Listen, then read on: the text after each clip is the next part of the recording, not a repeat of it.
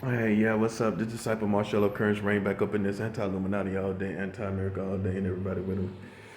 Yeah, so this is going to be basically a video based on, you know, how my ex-wife did things.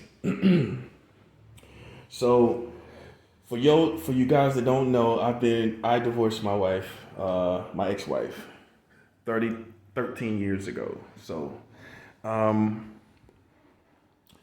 I divorced her for the reasons of that she would probably say blame me, or say that was a problem in our marriage. So, but it was for the fact that it was just a person that didn't want to be stable. Okay, we had our own place, we had a newborn baby. Um, she decided to run over her dad's house for a little of nothing. I mean, not beaten or nothing like that, not cussed out or nothing like that, right?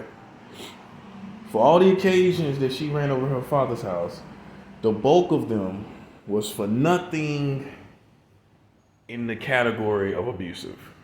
Okay? Yeah. So, um, this video is about her going behind my back and going to see somebody when we were living with her dad. She went behind my back and went and seen some guy that was off limits in our relationship while we were living with her dad. So that's how that happened. All right, here's the scenario. Here's how it happened.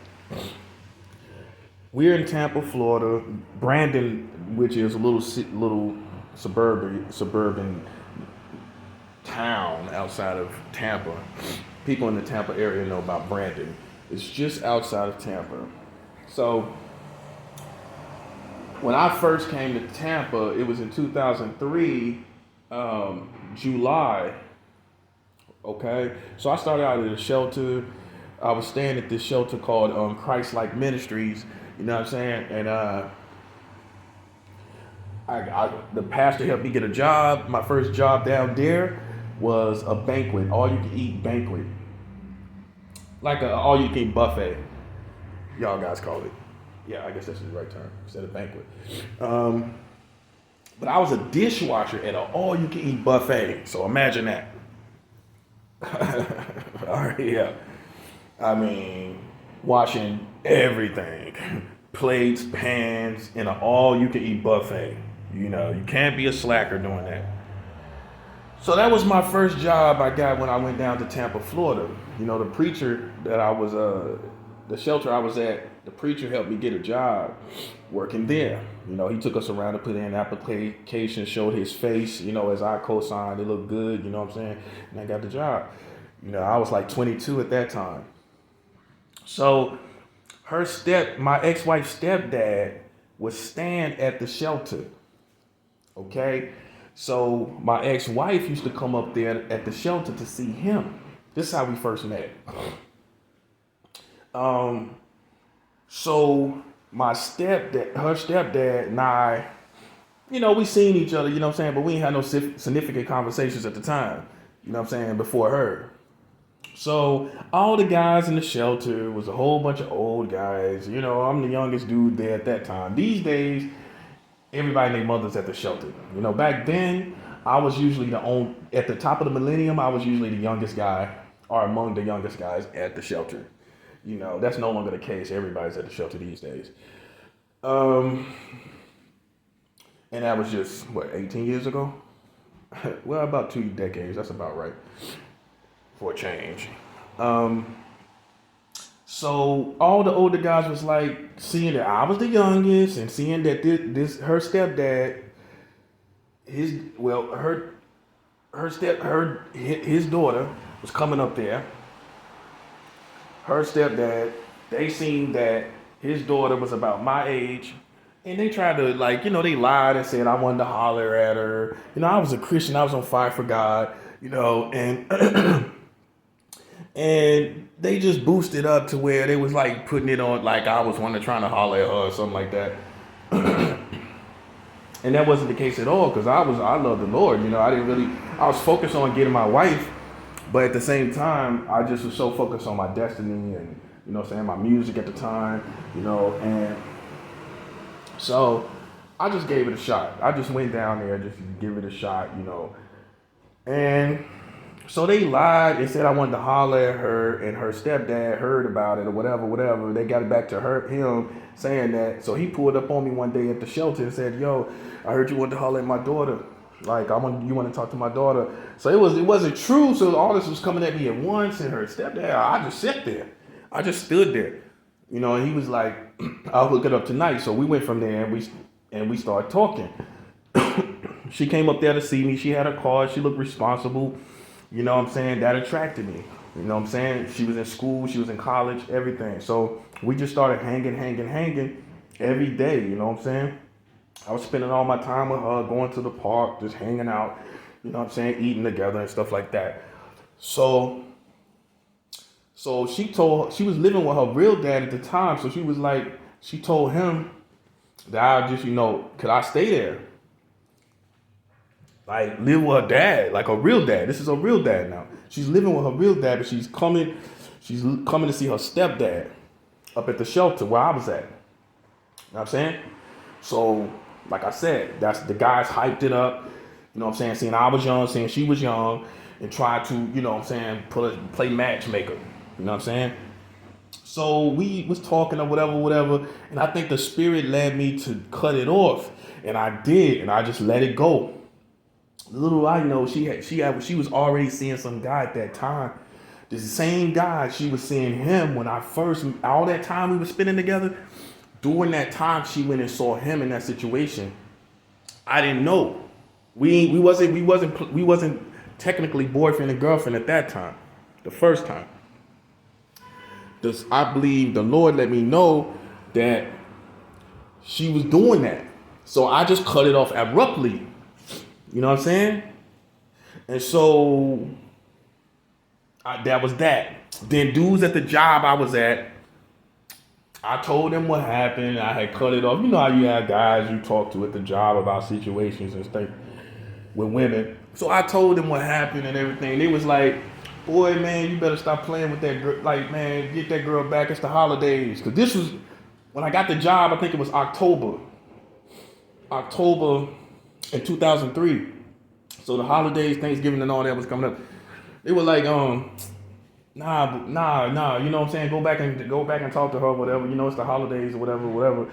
So listening to them, I opened the door up. That's why I made a mistake. I cut it off. And I should have left it there. But listening to these guys, I wasn't mature enough to think these are not even Christian guys with sound counsel. All they thinking about is I should be chasing behind some woman. You know what I'm saying?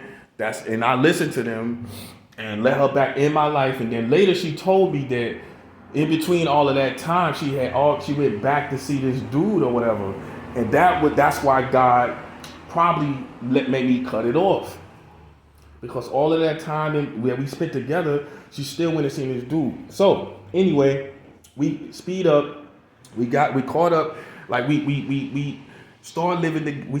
She told her father about the situation. Like, me living at the shelter. That's where we at now. I'm catching you up to that part. Okay. So her dad was like, she was telling her dad, "I'm oppressed at the shelter," all this stuff and all this. So he let. Her dad is military, ex-military, you know what I'm saying? Navy. He's Navy. You know what I'm saying? He was a nice dude. I never had really no significant problems with him. You know what I'm saying? From the whole time I knew him. Me and him were like Christian brothers. We used to take communion together. Very nice man, you know what I'm saying? Very, very, very good person of character. You know what I'm saying? So I came and stayed with her. You know what I'm saying? Me being a Christian, I wasn't going to stay with her knowing me and her are love interests. This is not some guy she's helping off the streets. Me and her are together, like trying to talk to each other. So I was like, nah, we got to get married. Like, so me being living with her dad, he didn't force us to get married. He didn't talk to us about getting married. She didn't. My ex-wife didn't pressure me to get married. But I, as the man, and a Christian man, knew I couldn't be in that situation with no woman pleasing the Lord. You know what I'm saying? So me and her got married April 19th, 2004. So okay. So that's 17 years ago? I got married. Okay. So we get married. Her father is so intuitive that he just came to me. He was like, so when did y'all get married? Because we started sleeping in the same room. And he knew I was that honorable. And I told him when we got married. We did what Selena and her husband did. They got married behind Selena, the artist, the first Selena. She got married behind her dad's back. And we did the same thing because we knew nobody was going to, they were going to be in agreement with it. You know what I'm saying? We didn't feel that way, but he probably would have wanted that anyway. He would probably wanted his daughter to have stability and everything, but we didn't look at it that way. We looked at it that they would probably prevent us from getting married. So we got married behind everybody's back, and so we moved. That was that. He still let us stay there. He wasn't funny about it. You know what I'm saying? We just kept living there. It was all good. Me and him was good Christian brothers. We'll talk, praise the Lord together, read the word, talk about the word, take communion together. It was times that my ex-wife would actually take my hand and pull me out of her dad's room. That's how close we was. You know what I'm saying? So that's the relationship we had, me and my father-in-law. So, when I broke up with her one time, me and him was on the phone, and he said, I don't only miss my son-in-law, I miss my brother in Christ. So that's how our relationship was. You know what I'm saying? So back to the situation where my ex-wife is going to see this dude. So this is like around, let's see. I think this was not even a couple months after we got married. Yeah, it might have, or it may have been. Let's see. I think that may have been like. It was either the first, because I got married in April. I think it was within the first couple months, or it was the I think I stayed with her. I didn't stay with him no longer than 2 years. You know what I'm saying? Yeah, I think that was I don't know, man. I gotta really think about exactly when she actually went over this guy's house, whether it was the first couple months of me living there. But it was basically me and her was living with her dad. Okay, let me just, before I get stuck on that, trying to see being really precise. The bottom line is, it was before me and her got an apartment, and I was living with her dad. Okay, and the night before she went and saw it, let me tell you what it was. She was telling me about this guy, right? This guy named Milo, close to my name, Marcello. She was telling me about him, and she told me about how they had, some sexual history. They went to high school together, whatever. So I was like, that relationship should be off boundary, should be cut off. That relationship, she shouldn't even be able to really maneuver in that. How when I listened to everything she said about them having a sexual relationship and everything, like some foreplay and all that. I was like, nah. That relationship is is cut off. You know what I'm saying? She was cool with that. She had no problems with that. Okay? So that's what that was. It was cool. We was still going. We were still moving. All right? Advancing. So after that, I guess when we hit some little turmoil, she decided that she wanted to go see this guy. So that the night before, I noticed that she charged up an old phone, which was weird to me. That caught my attention. I didn't say anything. This is how much effort she took. She charged up an old phone with the old number in it, I guess, and so that's how she was able to get the number out. So she slept in the bed with me, charging this old phone, knowing she was going to get his number out and go see this guy. Okay? So the next day, she gets off of work, comes home with clothes from the mall. Remind you, me and her living with her dad. She gets clothes from the mall. We ain't even got no money. Not enough to move out. She's getting clothes from the mall while me and her staying with her. While me and her are staying with her dad. Take a shower, put on these new clothes. I'm clueless. How should I know? This is out the blue. I'm paying attention. I knew she charged up a new phone, an old phone, so I knew that much. But how would I know? You know what I'm saying? So she took a shower, put on these new clothes, kissed me, and said, "I don't think we're gonna make it." That's how it happened. So I didn't know what happened. She left. She left me like that at her dad's house. That's the trifling part.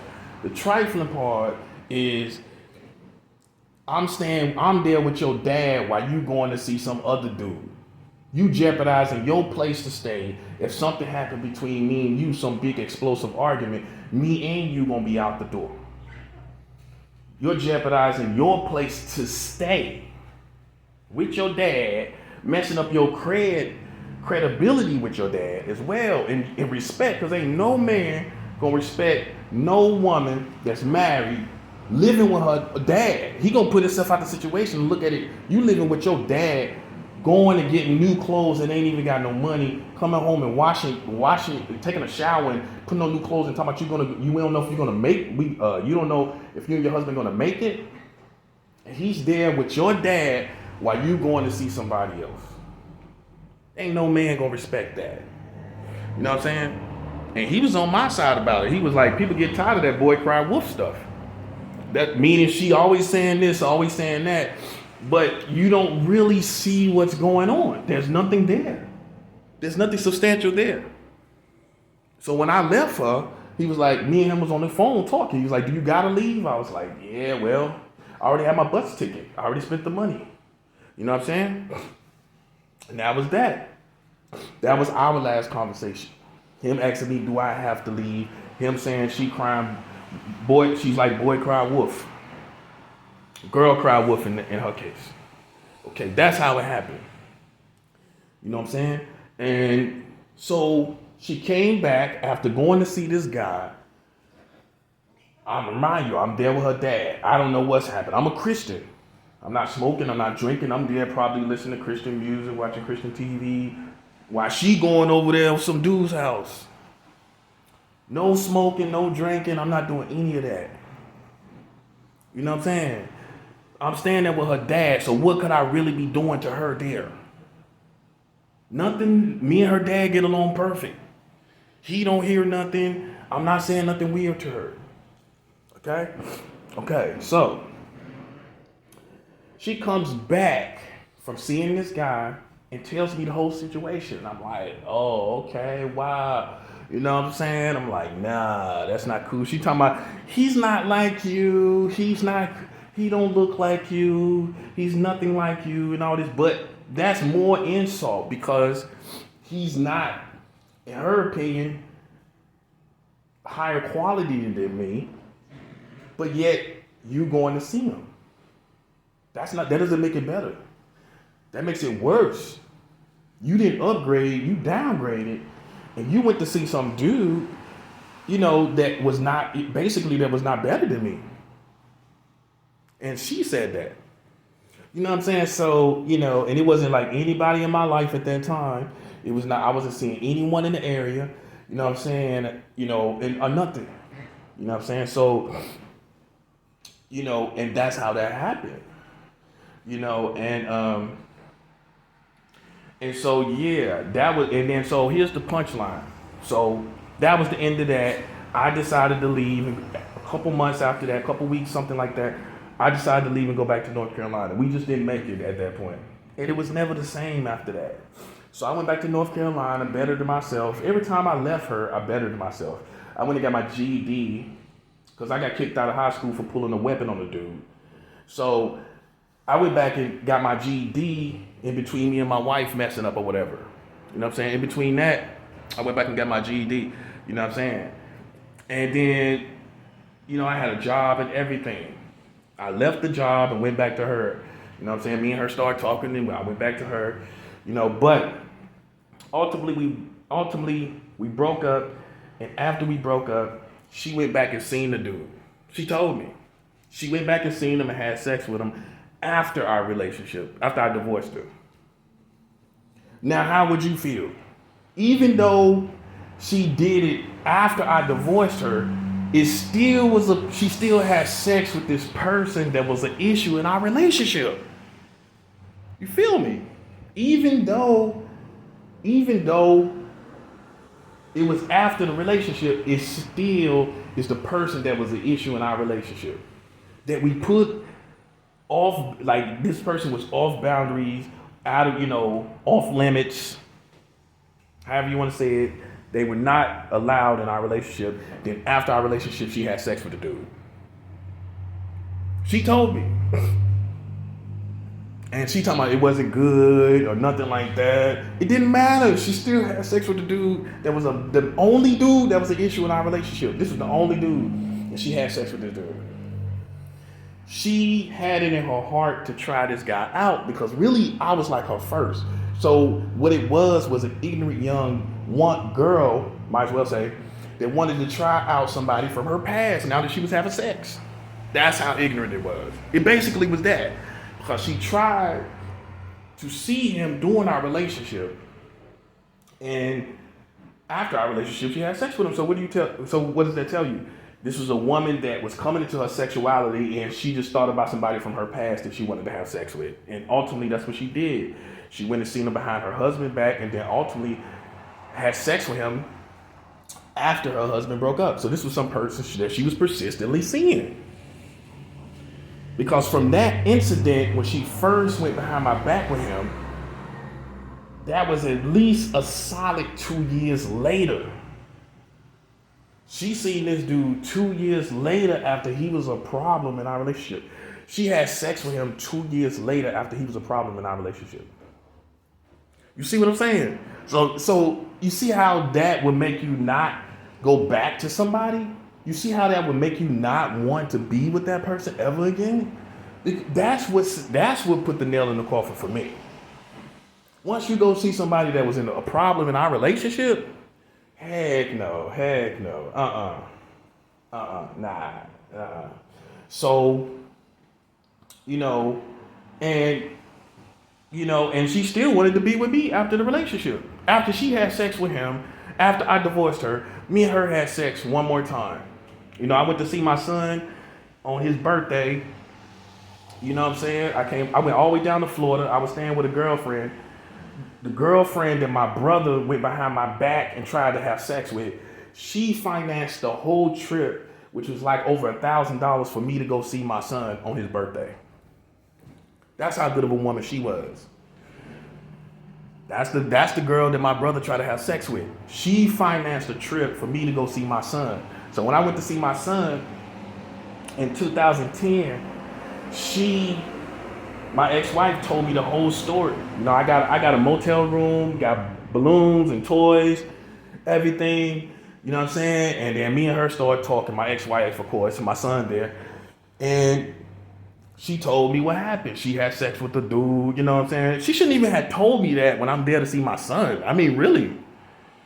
You know what I'm saying? That should have been like. But I guess she wanted to clear the air because she wanted to have sex with me. And that was her way of clearing the air before she just pulled off her pants and jumped in the bed. That's how I told my girlfriend that I was living with. I was like, we was like staying together. I went back to her. I was telling her I was not gonna have sex with my ex-wife. And she was like, nah, that's your ex-wife. Nah, you gonna have sex. My ex-wife just pulled off her pants, jumped in the bed. My girlfriend already was telling me I was gonna have sex with her. You know what I'm saying? So then, during that, so when I went to see my son during that time, that's when she told me. That's when she told me. I was playing with my son, throwing him up in the air, gave him toys, everything, I was there to see him, you know what I'm saying? And that's when she told me that she had sex with this guy that was a problem in our relationship. You know what I'm saying? It was just like, wow. You know what I'm saying?